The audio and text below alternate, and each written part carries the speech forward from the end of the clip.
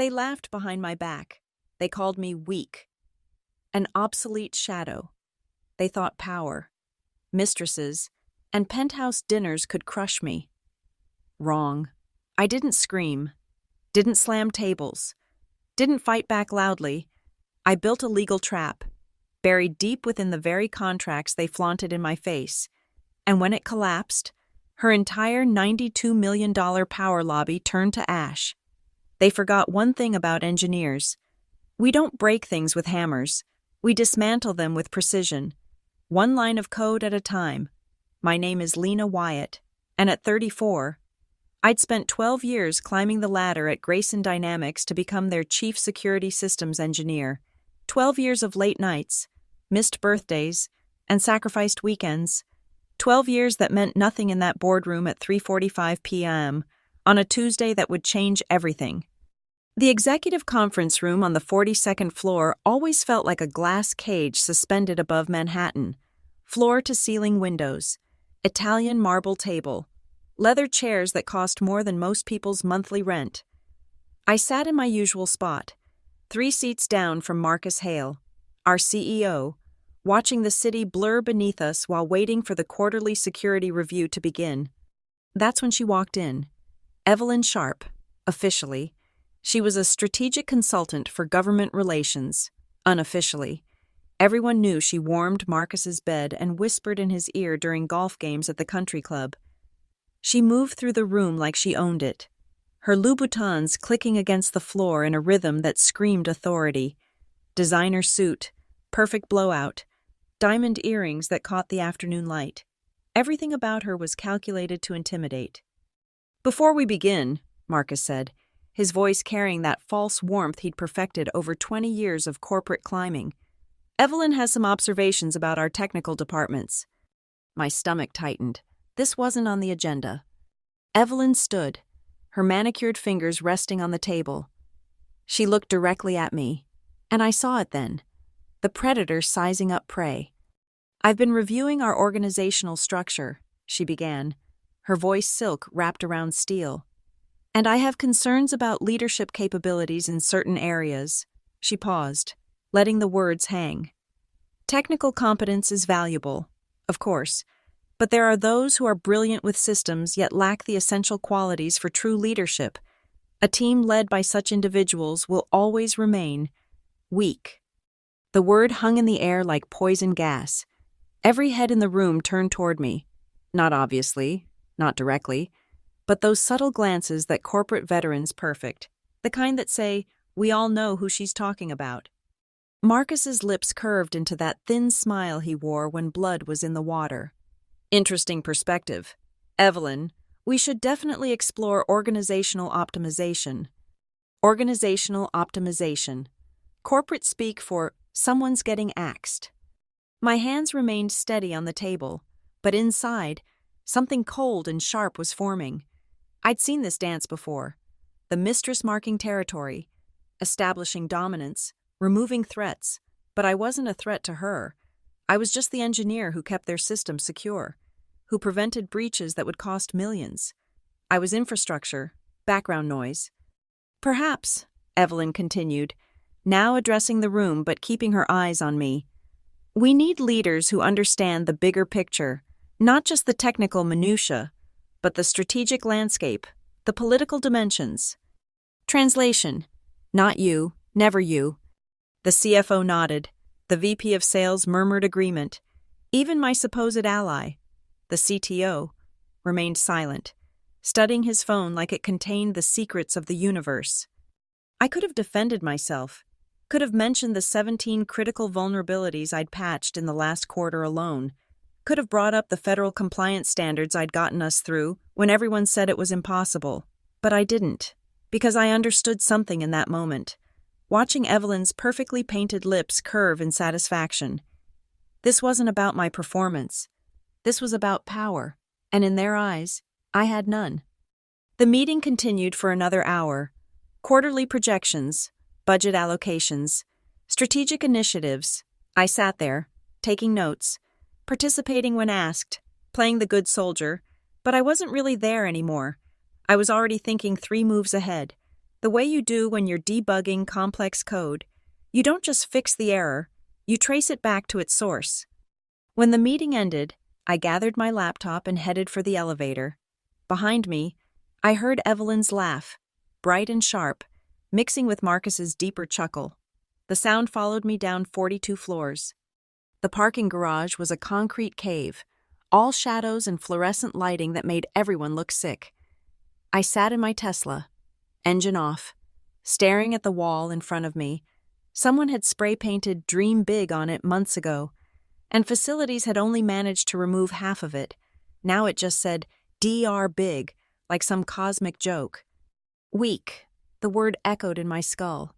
After everything I'd built, everything I'd protected, I was reduced to one word by a woman who probably couldn't write a single line of code.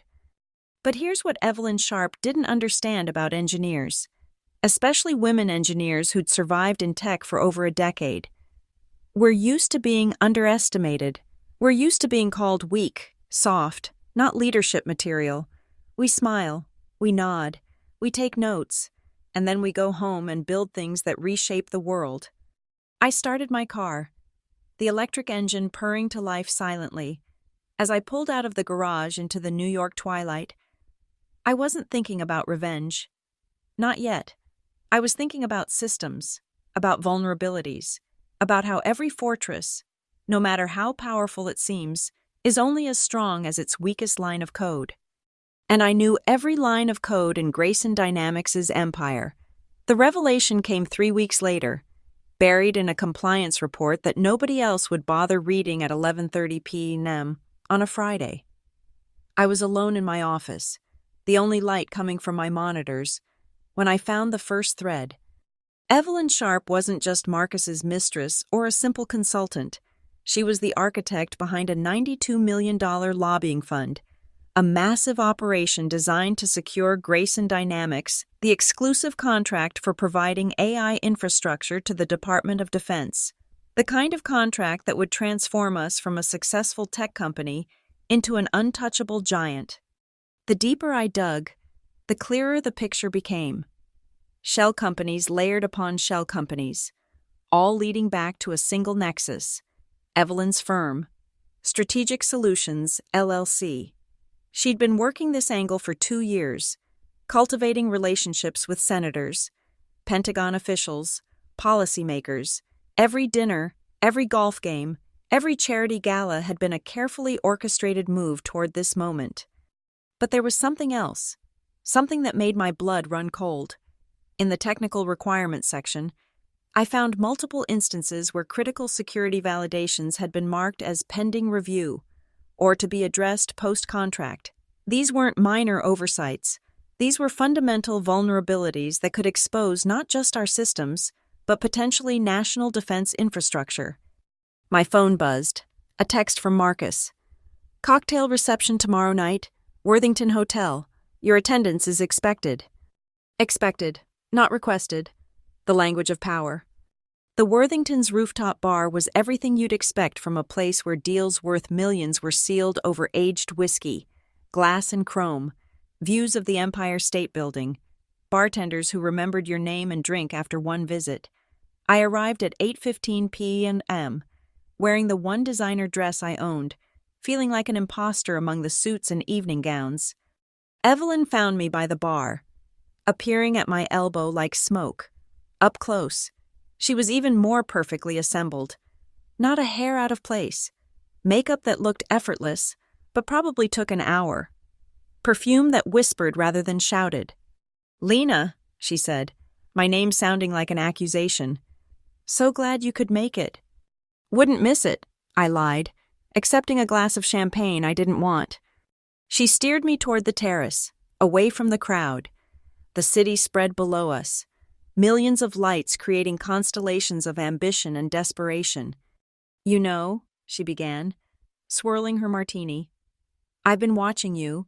You're brilliant at what you do, really. The way you handle system architecture? Impressive." I waited. There was always a but coming. But there it was. "You need to understand how things really work here. This isn't Silicon Valley where the best code wins. This is New York. This is federal contracting. This is about relationships, influence, understanding the unspoken rules. She moved closer, close enough that I could see the calculation in her eyes. People like you, she continued, her voice dropping to almost a whisper. You keep the company running. You're essential. But the big decisions, the ones that matter, they're not made in server rooms or security audits. They're made in rooms you'll never be invited to, by people who speak a language you'll never learn. She touched my arm, her nails perfect red daggers against my skin. Accept it, Lena. Play your role. Keep the system secure. Make your salary. Get your stock options. But don't confuse competence with power. They're not the same thing. The threat was elegant, wrapped in concern, delivered with a smile, but I heard it clearly. Stay in your lane, or be crushed.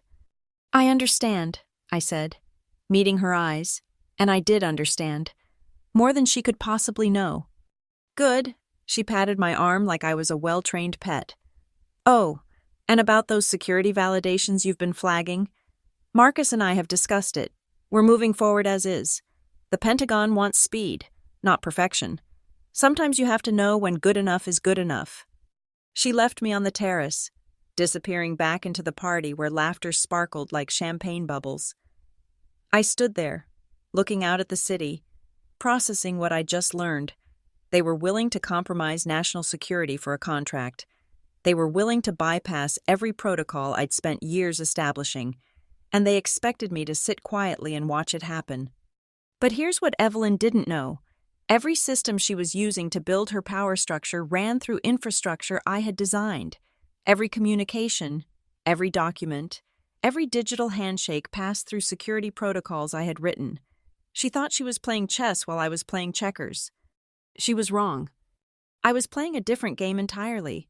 One where the rules were written in code, where logic trumped influence, and where a single overlooked clause in a contract could bring down an empire. I finished my champagne, left the glass on the railing, and walked back through the party. I smiled at the right people, made small talk about the weather, played the part of the harmless engineer. But in my mind, I was already writing code. Not the kind that protects systems, but the kind that exposes them. Evelyn thought she'd put me in my place. In reality, she'd just shown me exactly where to strike. The discovery happened at 2:23 a.m. on a Wednesday, in the legal archives that nobody had touched in 3 years. I wasn't supposed to be there, technically, but being chief security systems engineer meant I had access to everything, and insomnia had become my closest friend since the cocktail party. I was reviewing the original infrastructure contracts, looking for leverage, when I found it, buried in subsection 7, paragraph 4, clause B. The language was dry, legal, easy to overlook. All core algorithmic intellectual property remains under sole ownership of the original authors. No deployment, commercialization, or transfer of said algorithms may occur without explicit written consent and signature from the recognized authors. This clause supersedes all employment agreements and cannot be nullified without mutual written agreement. I read it 3 times, my heart rate increasing with each pass. Then I pulled up the development logs from 4 years ago. There it was. Commit after commit, thousands of lines of code, all tagged with my digital signature. The entire AI infrastructure that Grayson Dynamics was about to sell to the government. The revolutionary predictive algorithms, the neural network architecture, the security protocols. I had written 93% of it. The timestamp showed I'd filed the patent applications at 11:58 p.m. on December 31st, 3 years ago, New Year's Eve. While everyone else was celebrating, I was documenting my work. The company had approved it, even encouraged it, thinking it would strengthen their IP portfolio. They never imagined the author would retain personal rights. I cross-referenced with the employment contracts. Standard work-for-hire clauses, yes, but Clause 7.4b preceded them all. It was part of the original founding documents when Grayson Dynamics was just 5 people in a Brooklyn warehouse. Back when they desperately needed talented engineers and would agree to anything to get them. Back when Marcus Hale was just another startup CEO begging for talent. They'd never updated it, in all the acquisitions, restructuring, and legal reviews. This one clause had survived like a dormant virus in the code. I pulled up the $92 million contract proposal. Every single page referenced Grayson Dynamics' proprietary AI technology, every demonstration they'd scheduled, every capability they'd promised. It all ran on my algorithms that, legally, they couldn't use without my signature. The beautiful irony? The legal team had probably skimmed right past Clause 7.4b. It was technical jargon to them, engineering speak that didn't seem to matter compared to the big-picture negotiations, and Evelyn, for all her strategic brilliance, wouldn't know an algorithm from an algebra equation. I spent the next 6 hours building my evidence cache. Screenshots, contracts, patents, timestamps, email chains where Marcus himself had praised my groundbreaking algorithmic work. I encrypted everything, stored it in 3 separate secure locations, including one physical drive in a safety deposit box downtown. Then I did something crucial. I embedded a small, legal notification in the code itself, not malware, nothing that would damage or alter functionality, just a simple authentication requirement that would trigger if anyone tried to deploy the system at scale. It would display a single message: author signature required per clause 7.4b, system locked pending authorization from Lena Wyatt. Clean, legal, undetectable until the moment of deployment. The next morning, I walked into the office at 7:45 a.m., as usual. I grabbed coffee from the kitchen, sat through the 9 a.m. stand-up meeting, reviewed security protocols with my team. Everything normal, everything routine. But I also started documenting everything differently. Every meeting where Evelyn pushed to bypass security measures, every email where Marcus approved shortcuts, every instance where they ignored my warnings about vulnerabilities. I wasn't just protecting myself anymore. I was building a legal fortress. The head of legal, Harrison Brooks, stopped by my office that afternoon. Old-school lawyer. The kind who still wore suspenders and kept physical law books on his shelves. "Lena," he said, settling his considerable frame into my guest chair, "I'm updating our IP documentation for the federal contract. Need you to sign off on the technical specifications." I reviewed the document carefully, noting how it claimed complete company ownership of all algorithms. "Harrison, has anyone reviewed the original infrastructure contracts recently?" He waved dismissively. "Standard work for hire. Everything created by employees belongs to the company." "Even with pre-existing superseding clauses?" He paused, his legal instincts flickering to life. "What superseding clauses?" "Oh, probably nothing," I said, signing the parts that were accurate and leaving unsigned the sections that claimed company ownership of my algorithms. "Just something I noticed in some old paperwork. Subsection 7, I think?" I watched him make a mental note, knowing he'd look it up later, but by then, it would be too late. The seeds were already planted, growing in the dark like mushrooms, waiting for the perfect moment to burst through the corporate foundation. That night, I backed up everything one more time. Then I sat in my apartment, looking out at the city lights, and thought about what Evelyn had said. Don't confuse competence with power. She was right about one thing. Competence alone wasn't power. But competence combined with legal ownership of the very thing they were trying to sell? That wasn't just power. That was checkmate. My resignation letter was 2 sentences long.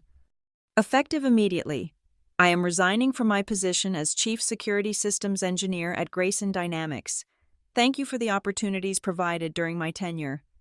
I printed it at 6:45 a.m. on a Thursday, signed it with the same pen I'd used to sign my first contract 12 years ago, and placed it on Marcus's desk before anyone else arrived. No explanations, no transition plan, no 2 weeks' notice, just 2 sentences that would echo louder than any dramatic exit speech. By 8 a.m., my desk was clear. 12 years condensed into a single cardboard box. A photo from the first product launch, my favorite coffee mug, a stress ball shaped like a server. I left my access badges on the desk, shut down my workstation for the last time, and walked out carrying only my personal laptop and that pathetic box. Security tried to stop me. "Ma'am, We need to conduct an exit interview. HR needs to. Everything company related is on my desk, I said, never breaking stride. My personal items have been verified. Have a good day. The elevator ride down felt like descending from orbit, each floor marking another layer of corporate atmosphere I was leaving behind.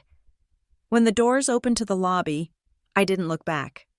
My phone started buzzing before I reached my car. Marcus, HR, the CTO, even Harrison from legal. I let them all go to voicemail. The only text I responded to was from Amy, one of my junior engineers. Please tell me this isn't real. Take care of the team, I wrote back, nothing more. By noon, the internal company Slack was in chaos.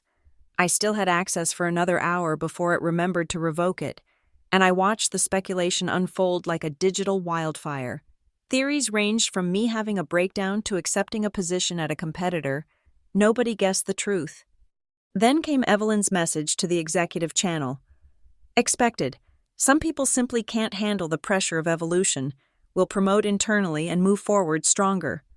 Marcus added, Lena's departure, while sudden, won't impact our federal contract timeline. We have redundancy in all critical positions. Redundancy. I almost laughed. The calls kept coming. By 3 p.m., I had 47 missed calls and 93 unread messages.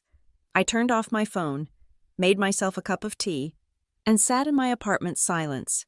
For the first time in 12 years, I had nothing scheduled, no meetings, no deployments, no emergencies, just silence and possibility. That evening, I opened my personal laptop and checked the authentication system I'd embedded. Everything was functioning perfectly. Invisible. Waiting. A digital time bomb that wasn't designed to destroy, just to reveal, to show them exactly what they'd dismissed as weak. 3 days passed, then a week. The calls stopped. The texts dwindled. Grayson Dynamics moved on. Or at least appeared to. Evelyn probably celebrated, seeing my departure as the removal of an obstacle. Marcus likely already forgot I existed, focused on the federal contract presentations coming up. On day 10, Amy texted me privately. They brought in 3 contractors to cover your work. They're struggling with the code base. Nobody understands the core architecture. I didn't respond, but I smiled. Of course they were struggling. I'd spent 4 years building something elegant and complex, documenting it in ways that made sense if you understood the whole system, but were incomprehensible if you tried to reverse engineer it piece by piece. 2 weeks after my resignation, Harrison from legal called from his personal phone at 9:12 p.m. Lena, it's Harrison. Off the record, I've been reviewing some old contracts. That clause 7.4b you mentioned. We need to talk. I'm no longer a Grayson employee. Harrison. I know, but... He paused, and I could hear him choosing his words carefully. Did you retain personal legal counsel before resigning? Why would I need legal counsel for a simple resignation? Another pause. No reason, just, if you did, that would be prudent. He knew, or at least, he suspected. The old lawyer had done his homework, found the clause, understood its implications, but it was too late for warnings. The contracts were signed, the promises made, the demonstrations scheduled. I gave it another week, 3 weeks of silence total, long enough for them to feel secure, to believe I'd simply given up, crawled away to lick my wounds, long enough for the contractors to make changes to the code, to add their patches and modifications, to integrate everything with the federal systems for the upcoming demo. Long enough for them to forget that in the technology world, the person who writes the foundation controls the building, no matter who claims to own the land. On my last evening of waiting, I stood at my window, looking out at the Grayson Dynamics tower in the distance, its lights blazing against the night sky. Tomorrow, they would begin the federal demonstration phase. Tomorrow, $92 million would be on the line. Tomorrow, they would learn that when you call someone weak, you better make sure they don't hold the keys to your kingdom. I opened my laptop one more time, checked the authentication system, all green lights, everything exactly where it should be. I didn't need to do anything more. No dramatic hacking, no sabotage, no illegal actions. Just wait for them to try to deploy my algorithms at scale, and let Clause 7.4b do what legal clauses do best: enforce ownership. They thought my silence was surrender. They were about to learn it was the calm before the storm. The demonstration was scheduled for 10 a.m. Eastern Standard Time. I knew because Amy had texted me the night before. Big demo tomorrow. Wish you were here. The contractors are nervous. I made myself breakfast. Eggs, toast, coffee, and settled in front of my laptop at 9:55 a.m. I didn't have access to Grayson's systems anymore, but I didn't need it. The authentication trigger I'd embedded would log to a public blockchain.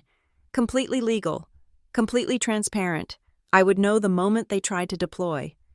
10:03 a.m., first ping. They were initializing the system. 10:07 a.m., second ping, loading the core algorithms.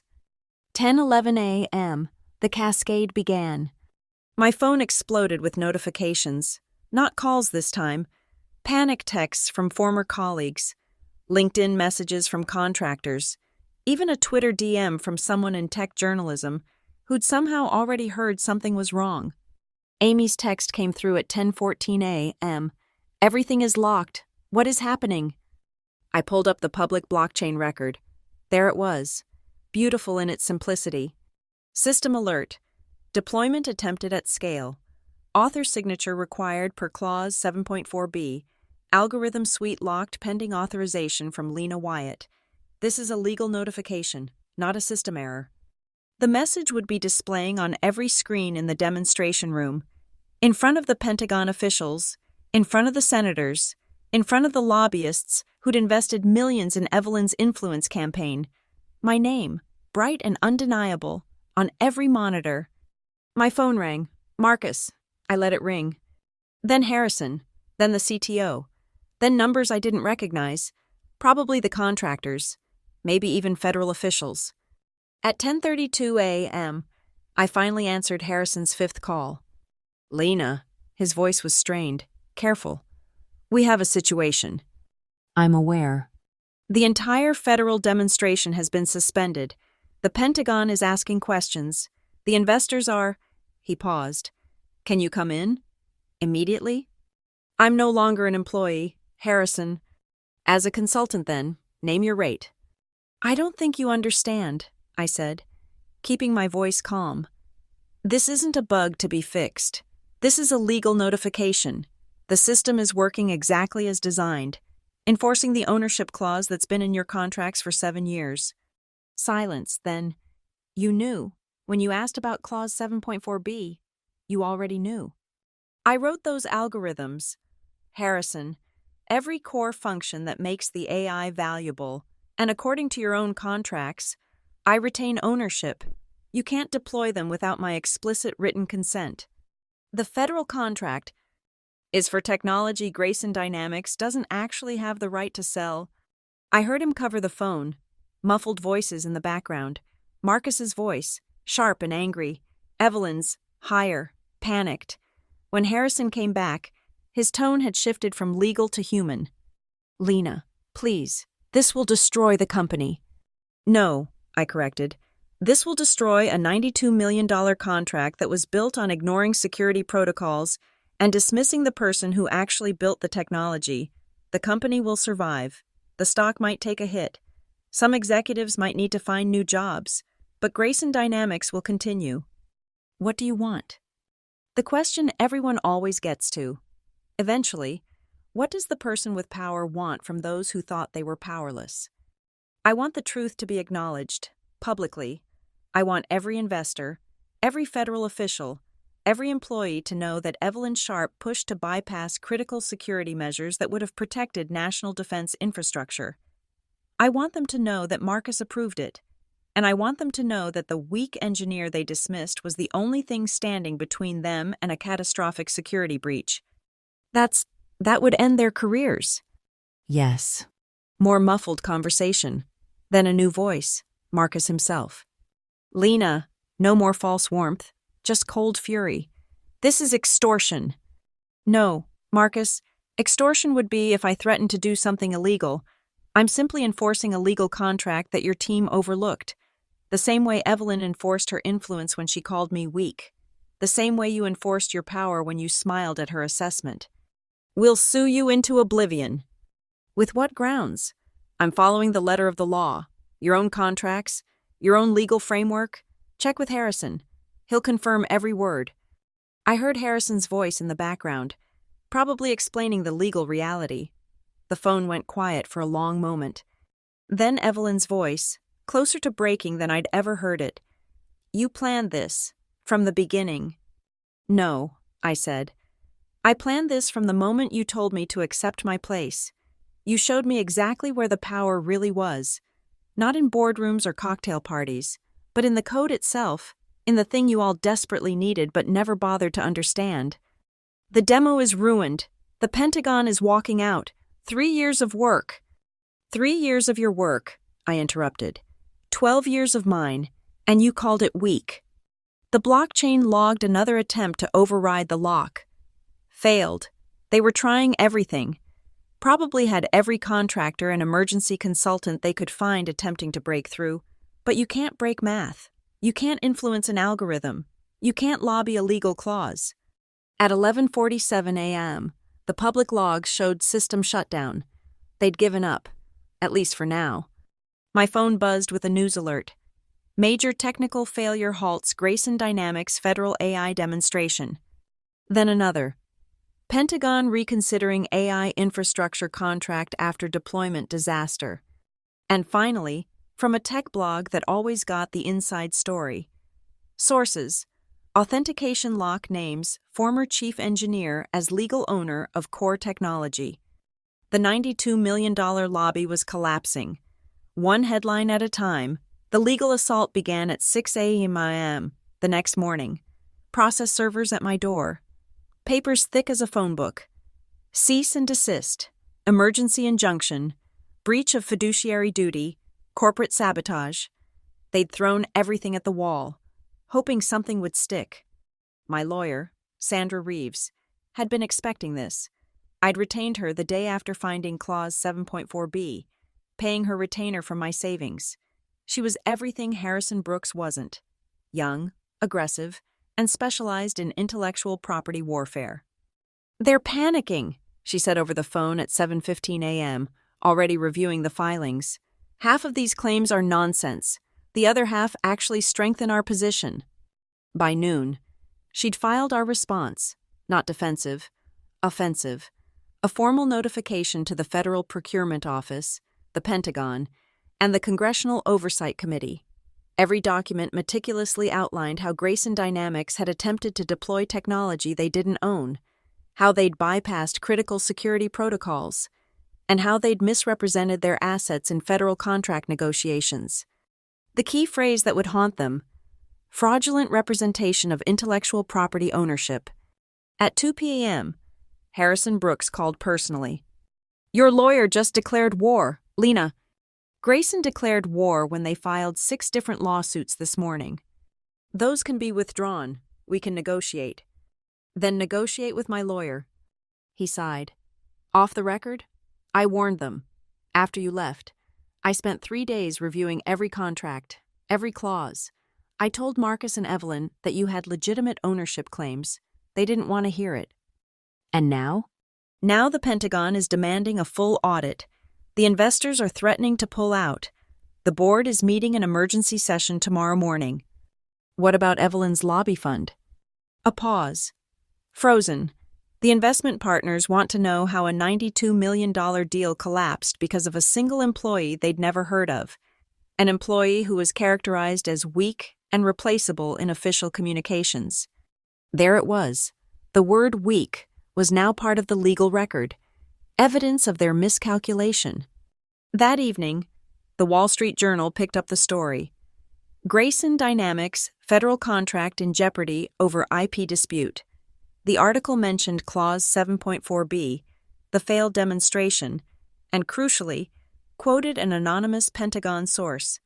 We're reconsidering all technology partnerships that show this level of internal dysfunction. At 9:23 p.m., I received an encrypted email from someone at the Federal Procurement Office. Ms. Wyatt, your notification has been received and is under review. We take allegations of fraudulent representation extremely seriously. We note that you are listed as the primary author on 17 critical patents related to the technology in question. We also note that Grayson Dynamics claimed full ownership of these patents in their proposal. A formal investigation will begin Monday. Your cooperation would be appreciated. Regards, Deputy Director of Procurement Integrity. Sandra called immediately. This is big. Lena, if the feds find fraud, it's not just the contract. It's criminal charges. Executives go to prison for this. I know. Are you prepared for that? For Marcus and Evelyn to potentially face criminal prosecution? I thought about Evelyn's manicured hand on my arm, her whispered threats dressed as advice. I thought about Marcus's thin smile as she called me weak. I thought about 12 years of building something extraordinary, only to be dismissed as a replaceable cog. I'm not trying to send anyone to prison, I said. I just want what's mine, and I want the truth acknowledged. Then we need to give them an exit strategy, a way to save face while giving you what you deserve. At 11:45 p.m., another call from Harrison. The board wants to meet with you tomorrow, 8 a.m. Just you, no lawyers. They're prepared to discuss terms. Terms for what? For saving this company from complete destruction. Lena, the stock has dropped 30% in after-hours trading. If the federal investigation becomes public, we're looking at a 50% drop minimum. Thousands of employees will lose their jobs. Retirement funds will evaporate. None of that is my responsibility. Harrison, I tried to warn about the security vulnerabilities. I tried to maintain protocols. I was overruled and humiliated. I know. I know. But you're holding all the cards now. The board knows it. Marcus knows it. Even Evelyn knows it. What are you asking me to do? Come to the meeting. Hear them out. You have all the power here. What harm could listening do? He was right about one thing. I did have all the power. The algorithms couldn't run without my authorization. The federal contract was dead without the technology. And now, with potential fraud charges looming, even their freedom depended on my cooperation. The weak engineer, the one who lacked leadership qualities, the one who should have accepted her place, she now held the fate of a multi-billion-dollar company in her hands. I'll be there, I said. 8 a.m. sharp. I hung up and looked out at the city lights. Tomorrow. I would walk back into that building I'd left in silence 3 weeks ago, but this time, I wouldn't be the one being judged. The hunter had become the hunted, and they were about to learn that when you corner what you think is prey, sometimes you discover you were the prey all along. The boardroom at 7:58 a.m. looked like a funeral parlor. 12 executives around the Italian marble table, their faces ranging from exhausted to furious. Marcus sat at the head, his usual commanding presence diminished to something hollow. Evelyn was 3 seats down, her perfect facade cracked, smudged mascara, wrinkled designer suit, hands that wouldn't stop trembling. I entered at exactly 8 a.m., carrying only my laptop and a leather portfolio. I'd chosen my outfit carefully, the same black suit I'd worn to my first interview at Grayson, but now paired with red heels that clicked against the floor like a countdown. Lena, the chairman of the board, Richard Steinberg, stood, 70 years old, built Grayson from nothing, the only person in the room with more power than Marcus. Thank you for coming.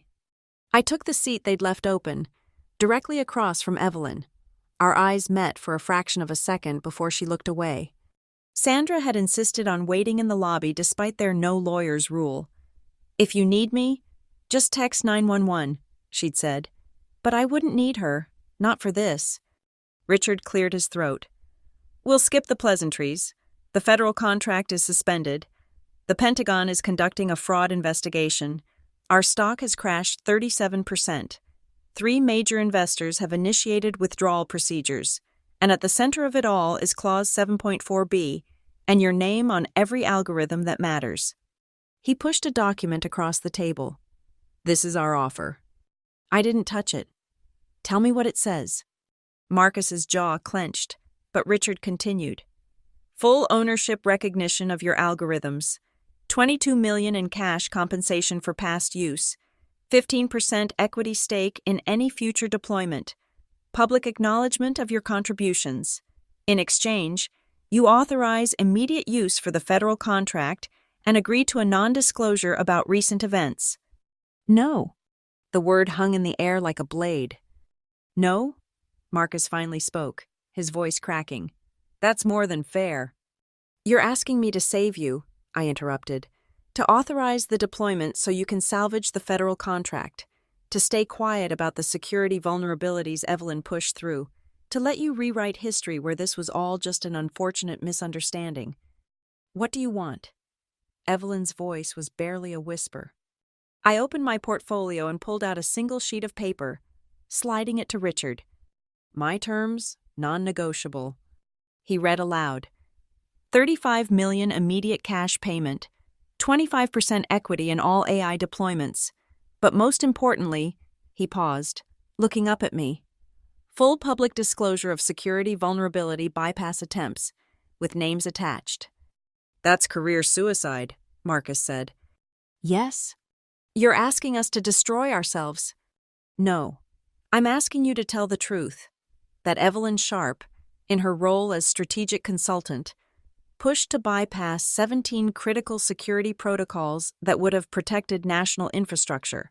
That Marcus Hale approved these bypasses despite repeated warnings from the chief security systems engineer. That you were willing to risk national security for a $92 million contract. The company will never recover, Richard said quietly. The company will recover fine once the cancer is removed. I looked directly at Marcus, then Evelyn. You two are the cancer. Evelyn stood abruptly. You bitter, vindictive...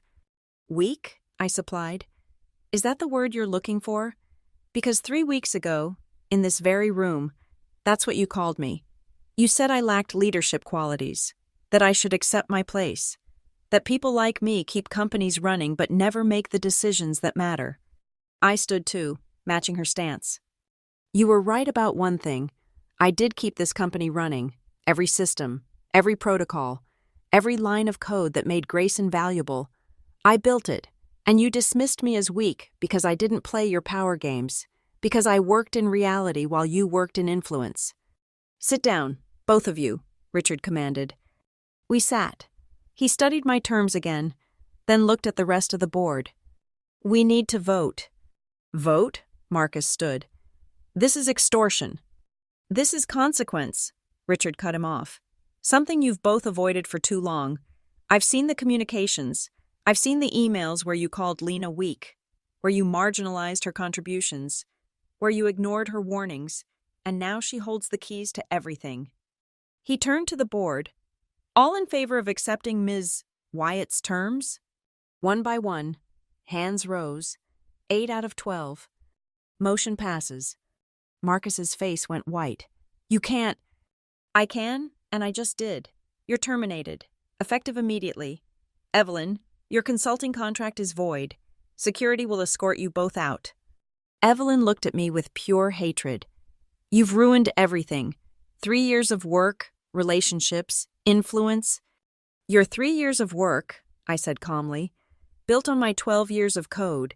You played with power. I built with logic. Guess which one holds up in court?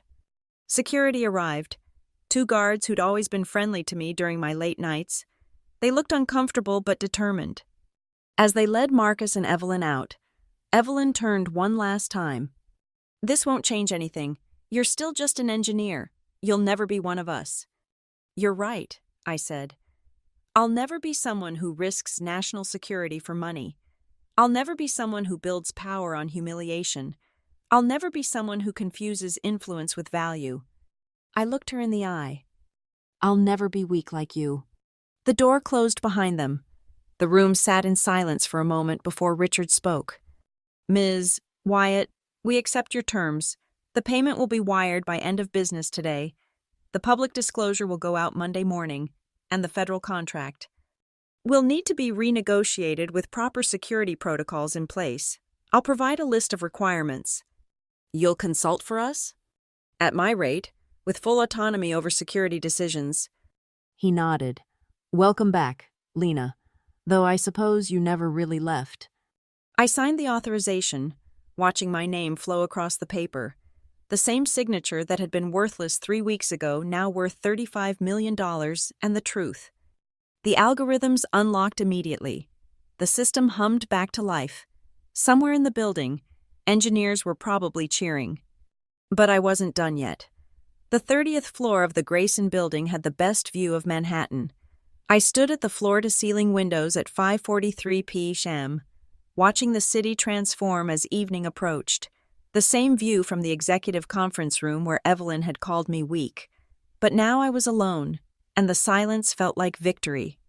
Below, they were removing the banners from the failed AI demonstration, giant vinyl sheets promoting the future of defense technology, being rolled up and carted away like yesterday's news, the $92 million dream, deflated and packed into trucks. My phone buzzed, a news alert from TechCrunch. Grayson Dynamics admits to security protocol failures. CEO and strategic consultant terminated. The story was everywhere within minutes. Wall Street Journal, Forbes, even the Washington Post. Each article mentioned my name, not as the weak engineer who'd been dismissed, but as the architect who'd built something so valuable that the company couldn't function without it. Amy found me there, holding 2 cups of coffee. "Thought you might want this," she said, handing me one. "The engineering team wanted me to tell you something." "What's that?" "We never thought you were weak. We knew exactly who built this place." I smiled, taking a sip. It was never about what the team thought. It was about what the people in power believed they could take from us. So what happens now? You're rich. You've got your revenge. You could go anywhere, do anything. I turned from the window.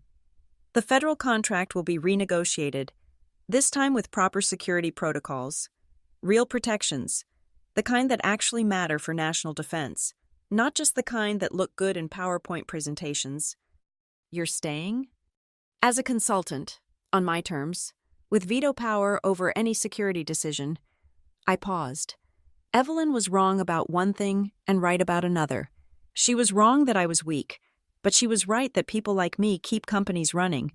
The difference is, now they know it too. Amy laughed. She must be losing her mind right now. Last I heard, her lobbying firm dropped her. Turns out, influence without infrastructure is just expensive talk. And Marcus?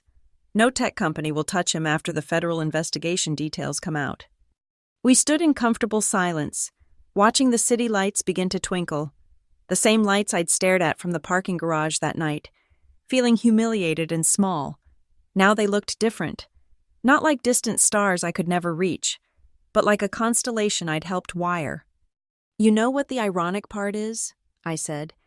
"If they'd just treated me with respect, none of this would have happened. I would have happily built their empire, secured their systems, made their AI dreams reality. All they had to do was not call me weak." "Pride goeth before the fall," Amy quoted. "No," I corrected. "Pride goeth before you realize the person you stepped on was holding up the entire building." My phone buzzed again, the wire transfer confirmation. $35 million. Numbers on a screen that represented 12 years of being underestimated, overlooked, dismissed. But it wasn't about the money. It never was. It was about the principle burned into every line of code I'd ever written.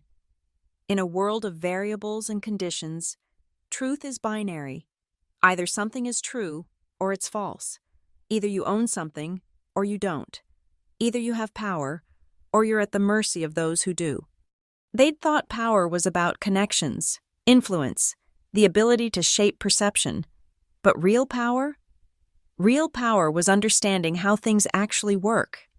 The unglamorous knowledge of systems and protocols and boring legal clauses that everyone skims past. Richard Steinberg appeared in the doorway. "Lena, the board wanted me to tell you something." "What's that?" "We're promoting you, not to management. We know that's not what you want. But to a new position, Chief Technology Architect, reporting directly to the board. with complete autonomy over all core systems. That position doesn't exist. It does now. We're done underestimating the people who actually build things. I nodded. I'll think about it. He left, and I turned back to the window. Somewhere out there, Evelyn was probably in her apartment, making calls to contacts who no longer answered. Marcus was probably consulting with lawyers, trying to salvage something from the wreckage. They'd played the game the way they'd been taught, with charm and connections and carefully managed perceptions. But they'd forgotten the first rule of technology. The machine doesn't care about your influence. It only cares about the code. And I had written the code. The sun set completely, leaving only the artificial lights of the city, each building a server, each light a process running, the whole city a massive system humming with electricity and ambition. I stood there, 34 years old, no longer the weak engineer but the architect of my own revenge. They'd laughed behind my back, called me weak, thought their penthouse dinners and $92 million lobbies made them untouchable. They were wrong. I finished my coffee, set down the empty cup, and walked away from the window. There was code to review, systems to secure, and a company to rebuild properly this time. The weak engineer was gone.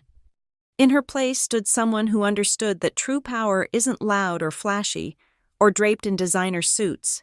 True power is quiet, patient, and precise. True power writes the code that makes everything else possible. And then, when necessary, it rewrites the rules entirely. Thank you for listening to this story of corporate revenge and justice. I'd love to know where you're listening from. Drop a comment below and let's connect. If this story resonated with you, please subscribe to the channel and share your thoughts. What would you have done in Lena's position? Your perspectives make these stories come alive.